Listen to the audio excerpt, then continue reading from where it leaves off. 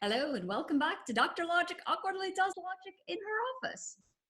This time, I really am going to give you the proof of the soundness of the reductio ad absurdum rule, so our one hypothetical method in the syllogistic proof system. So what we want to do is show that any interpretation that makes the premises of the proof true will also make the result of the application of RAA true. So you remember that because this is a hypothetical method, we make a new assumption, we prove a whole bunch of things in between there, and then when we reach a contradiction, we kind of throw up our hands and say, okay, it has to be the case that our kind of internal assumption was a bad assumption, and we conclude the contradictory of it. It's that concluding step that we need to show is truth preserving, not necessarily everything that goes on in the little subproof. So I'm going to kind of walk you through it, and then if I think it's necessary, we'll bring up the whiteboard. But I think for now, it might be easier just to talk about what it is that I want to be doing. So suppose that we have some interpretation I such that psi1 and psi2, our two premises, are true on that interpretation. Now, at some point in the proof, we have some line n, which is the result of applying the reductio ad absurdum rule. So it has as its annotation RAA I through k, where I is the line with our assumption, and k is the last line of the subproof, and all of this occurs before line I. So this means that at line I, we have some formula, and at line n, we have the contradictory of that formula, whatever they happen to be. And also, between I and k, there are two other lines where we have some formula, and then on another line, it's contradictory. So we've got two pairs of contradictories that we're thinking of here. The assumption line and the line that line n where we apply the rule, and then internally to that, we have another pair of contradictory statements. So because this subproof, so from I to n, from our assumption all the way down to, I to k, down to line k, doesn't contain any instance of reductio ad absurdum. Remember we said you could only use that rule once.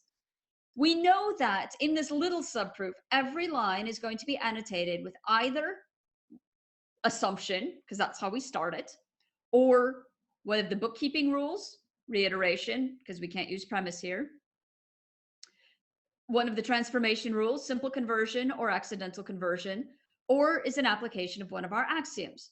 So what we know, because of what we've shown in previous videos, is that every single one of these moves is going to be truth preserving. So if our initial premises and if our assumption are all true, then every single step in that subproof is going to be true. Now, if the assumption that we make at line I is true, then this means that the interpretation that makes it true is also going to make both the formula psi2 and its contradictory. Wait, it's not psi2. Actually, at this point, I think I am going to bring up the whiteboard because you guys are probably getting more confused rather than less. So let's just sketch where we are. We've got a proof. It's got one premise and another premise, and then there may be some bits. Then we have at line I, we have some new proposition, which is an assumption. Here we actually labeled the premises psi1, psi2. So let's put that in there. And then at some point in here, say at line J, we get some formula psi3 with some justification. And then later on, we have some line K where we have the contradictory of it and some justification. And then at line N, so if this is formula phi, at line N, we have the contradictory of phi, and this is going to be justified RAA I through K. All right, so now we've got our whiteboard, our little schematic proof of what it looks like. What we want to say is, suppose that we have an interpretation that makes our premises true, so psi1 and psi2, and also makes our assumption here true.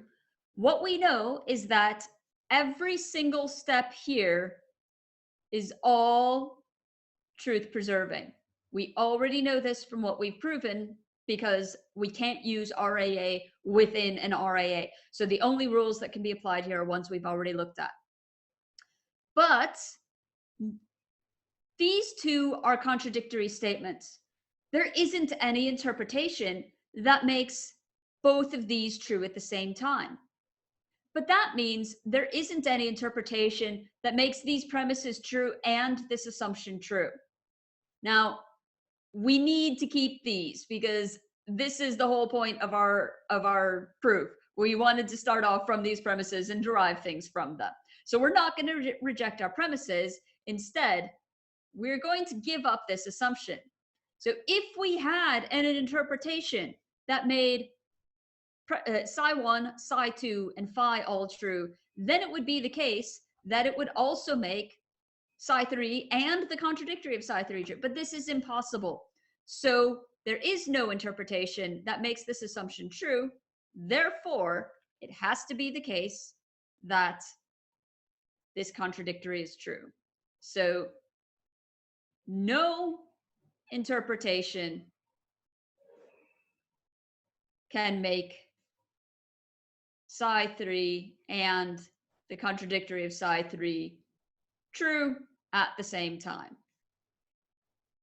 That's why they are contradictories. So what this means is no interpretation can make psi1, psi2, psi3, the complement of psi3, and phi true at the same time. But because we got psi3 and it's contradictory just from our initial premises and assumption, we know that we can even just scribble this out and say no interpretation can make psi1, psi2, and phi true at the same time. So every interpretation that makes psi1 and psi2 true makes the contradictory of phi true as well.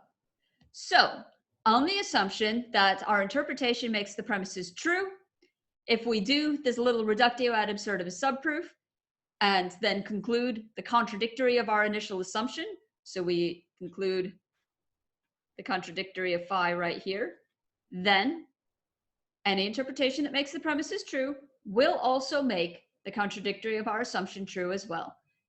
And that's what we needed to show. So there you have it. This is the soundness of the last type of rule that we have. This means that whatever we do, is so long as we are starting from true propositions, and we may or may not, sometimes we may not know, but the whole point of the validity of syllogisms is that it's a hypothetical notion.